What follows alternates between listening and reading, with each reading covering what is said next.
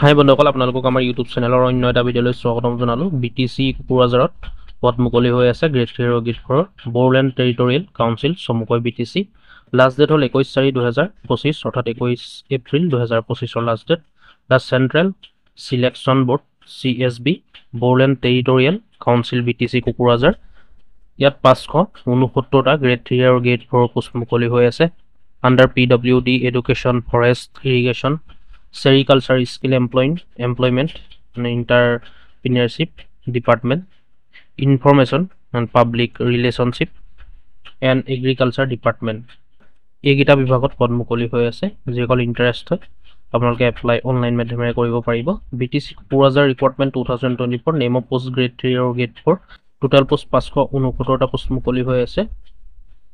Graduate লেভেলৰ post ওলাই আছে 190টা, HS লেভেলৰ পোষ্ট ওলাই আছে 104টা, আৰু গ্ৰেড 4 পোষ্ট মুকলি হৈ আছে 277টা। টোটেল 569টা পোষ্ট মুকলি হৈ আছে।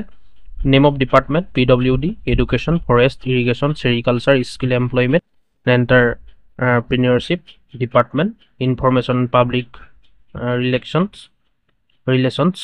এণ্ড এগ্ৰিকালচাৰ ডিপাৰ্টমেণ্ট, এইকেইটা বিভাগত এইকেইটা ডিপাৰ্টমেণ্টৰ আণ্ডাৰত মুকলি হৈ আছে। Residenship candidate must be permanent resident of the Boroland Territorial Region BTR Assam। আৰু ইয়াৰ কাৰণে সমগ্ৰ অসমত এপ্লাই কৰিব নোৱাৰিব, অৰ্থাৎ অসমৰ কেণ্ডিডেটে এপ্লাই কৰিব নোৱাৰিব। যিসমূহ এলেকা বা যিসমূহ গাঁও বা যিবিলাক এৰিয়া ঠাই বা যিখন জিলা বড়োলেণ্ড টেৰিটৰিয়েল কাউন্সিল বা BTR আণ্ডাৰত আছে সেইসকলেহে এপ্লাই কৰিব পাৰিব। আৰু candidates belonging to the newly at 16 এন'ছ অফ ভিলেজেছ। আৰু এটা কথা মন কৰিব, BTR আণ্ডাৰত নতুনকৈ 60খন গাঁও, যি 60খন গাঁও হৈছে BTR আণ্ডাৰত বিশ্বনাথ আৰু শোণিতপুৰৰ ডিষ্ট্ৰিক্টৰ, বিশ্বনাথ আৰু শোণিতপুৰ ডিষ্ট্ৰিক্ট আৰু ওদালগুৰিলৈকে, মানে বিশ্বনাথৰ পৰা ধৰি ওদালগুৰিলৈকে, বিশ্বনাথ, শোণিতপুৰ আৰু ওদালগুৰিলৈকে যিখন নতুনকৈ 60খন গাঁও BTR আণ্ডাৰত পৰিছে বা BTR আণ্ডাৰত হৈছে, সেইকেইখনৰ কেণ্ডিডেটে এপ্লাই কৰিব পাৰিব। ইয়াৰ কাৰণে এজ লিমিট বিচৰা হৈছে 18 বছৰৰ পৰা 40 বছৰলৈকে আপোনালোকে পাৰিব।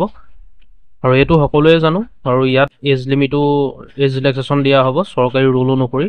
আৰু ইয়াৰ কাৰণে এজ লিমিটৰ কাৰণে ডকুমেণ্টছটো আপোনালোকে দিব লাগিব। এডমিট কাৰ্ড দিলেও হ'ব বা বাৰ্থ চাৰ্টিফিকেট দিলেও হ'ব। ৰিকগনাইজ বৰ্ড বা কাউন্সিলৰ পৰা পাছ কৰা হ'ব লাগিব। আপোনালোকে ডকুমেণ্টছ দিব লাগিব এজ লিমিটৰ। সকলোৰে নিশ্চয় এডমিট কাৰ্ড আছে, এডমিট কাৰ্ড দি দিব, যিসকলৰ এডমিট কাৰ্ড আছে। আৰু যিসকলৰ বাৰ্থ চাৰ্টিফিকেট আছে, বাৰ্থ চাৰ্টিফিকেট দি দিব এপ্লাই কৰাৰ সময়ত। ইয়াৰ কাৰণে এমপ্লয়মেণ্ট এক্সচেঞ্জ ৰেজিষ্ট্ৰেশ্যন চাৰ্টিফিকেটখনো আপোনালোকৰ থাকিব লাগিব। Applicants must be registered with any of the employment exchange of the state of Assam. অসমৰ যিকোনো জিলাতে আপোনালোকে ৰেজিষ্ট্ৰেশ্যন কৰা এমপ্লয়মেণ্ট এক্সচেঞ্জ চাৰ্টিফিকেট এখন হ'লেই হ'ল, আপোনালোকে দিব পাৰিব।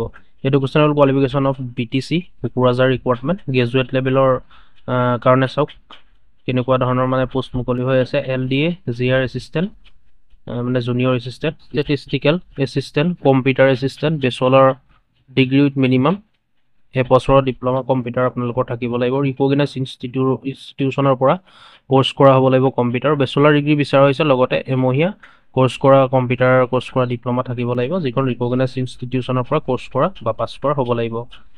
Internal auditor, bachelor degree in accountancy, finance or a related field, business administration or related field.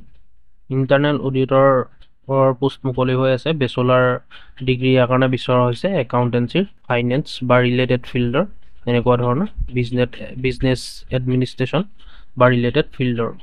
পিছত লাইব্ৰেৰী এছিষ্টেণ্টৰ পোষ্টটো মুকলি কৰা হৈছে, বা লাইব্ৰেৰী এছিষ্টেণ্টৰ পোষ্টটো আছে। বেচেলৰ ডিগ্ৰী বিচৰা হৈছে। Any discipline with diploma in library চায়েন্সৰ ডিপ্ল'মা আপোনালোকৰ থাকিব লাগিব। ষ্ট'ৰ কিপাৰৰ পোষ্ট মুকলি হৈছে। বেচেলৰ ডিগ্ৰী বিচৰা হৈছে, এবছৰ ডিপ্ল'মা থাকিব লাগিব কম্পিউটাৰৰ, আৰু ITI পাছ কৰা থাকিব লাগিব ইন এনি ট্ৰেড, যিকোনো ট্ৰেডৰ ৰিকগনাইজ ইনষ্টিটিউচনৰ পৰা ITI পাছ কৰা হ'ব লাগিব। 3 বছৰ প্ৰফেচনেল এক্সপিৰিয়েঞ্চ থাকিব লাগিব হেণ্ডলিং ইণ্ডাষ্ট্ৰিয়েল ষ্ট'ৰ, লগতে নলেজ থাকিব লাগিব inventory control from recognise establishment. এনেকুৱা ধৰণৰ ভেকেঞ্চিবিলাক মুকলি হৈ আছে গ্ৰেজুৱেট লেভেলৰ কাৰণে। এতিয়া আহিছে HS লেভেল বা ইয়াৰ সমকক্ষ। HS লেভেলৰ কাৰণে চাওক, agriculture extension assistant, field assistant, primary investigator and grafter, minimum HS pass কৰা হ'লে আপোনালোকে এনেকুৱা ধৰণৰ পোষ্টকেইটাৰ কাৰণে এপ্লাই কৰিব পাৰিব আৰ্টছ সায়েন্স কমাৰ্চ এক্সাম পাছ যিকোনো ষ্ট্ৰীমৰ পৰা আপোনালোকে পাছ কৰিলে হ'ল হাই সেকেন্ডাৰী সাৰ্ভেয়ৰ মিনিমাম 12 এক্সাম পাছ অৰ ইকুৱেল সাৰ্ভেয়ৰ পদ মুকলি হৈ আছে সাৰ্ভেয়ৰ মিনিমাম 12 পাছ কৰিলে আপোনালোকে এপ্লাই কৰিব পাৰিব equivalent and a certificate in draughtsmanship from recognised institution ইয়াৰ কাৰণে সাৰ্ভে পোষ্টৰ কাৰণে সাৰ্ভেয়ৰ পোষ্টৰ কাৰণে ড্ৰাফটছমেনৰ সাৰ্টিফিকেট থাকিব লাগিব ৰিকগনাইজড ইনষ্টিটিউচনৰ পৰা কোৰ্স কৰা হ'ব লাগিব fieldmen and power supply duster operator minimum HS arts science commerce যিকোনো ষ্ট্ৰীমৰ পৰা পাছ কৰিলে আপোনালোকে এই পোষ্টকেইটাৰ কাৰণে এপ্লাই কৰিব পাৰিব 4 নম্বৰ পোষ্টকেইটা ওলাই আছে 4 নম্বৰ IPR অৰ্থাৎ ইনফৰমেশ্যন এণ্ড পাব্লিক ৰিলেশ্যনৰ পোষ্ট মুকলি হৈ আছে ইয়াৰ কাৰণে মিনিমাম HSLC পাছ কৰিলে আপোনালোকে এপ্লাই কৰিব পাৰিব এই certificate from recognised technical institution or particular experience of at least 3 years in a reputed ইয়াৰ কাৰণে এক্সপিৰিয়েঞ্চৰ প্ৰয়োজন হ'ব এই পোষ্টকেইটাৰ কাৰণে কোটা মেট্ৰিক পাছ কৰিলে বা অকল মেট্ৰিক পাছ কৰিলে আপোনালোকে এপ্লাই কৰিব নোৱাৰিব reputed organisation and handling electronic equipments repairing and maintenance of PA system radio' sets amplifier generator projector TV etc এনেকুৱা ধৰণৰ আপোনালোকে মানে মেৰামতি কৰিব পাৰিব লাগিব তেতিয়াহে আপোনালোকে পোষ্টৰ কাৰণে এপ্লাই কৰিব পাৰিব গ্ৰেড IV পোষ্টকেইটাৰ কাৰণে অৰ্থাৎ গ্ৰেড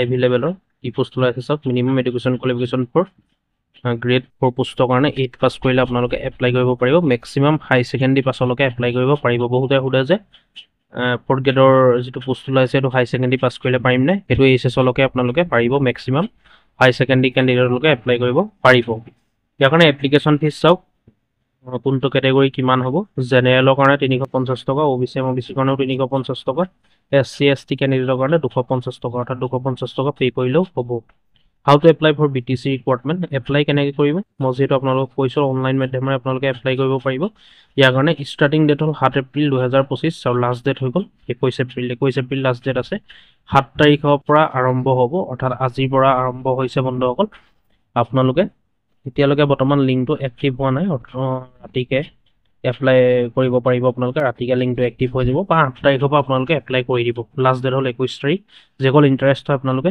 আমাৰ ভিডিও ডেসক্ৰিপচনলৈ আহিব তাত লিংক দিয়া থাকিব তাৰ পৰা আপোনালোকে এপ্লাই কৰিব পাৰিব official notification official website advertisement details আপোনালোকে সকলোখিনি চাবলগীয়া হলে আমাৰ ভিডিও ডেসক্ৰিপচন ভিজিট কৰিব তাত সকলোখিনি ধুনীয়াকৈ পাই যাব যিসকল ইন্টাৰেষ্ট হয় অতি সোনকালে এপ্লাই কৰি দিব বন্ধুসকল ভিডিওটো দীঘলীয়া নাই কৰা কিবা যদি থাকি গৈছে আপোনালোকে কমেন্ট কৰিব নিশ্চয় যদি কিবা সুধিবলগীয়া হয় আৰু ভিডিওটো লাইক কৰি শেয়াৰ কৰি দিব যাতে সকলোৱে গম পায় আৰু এনেকুৱা ধৰণৰ ভিডিও আমাৰ চেনেলৰ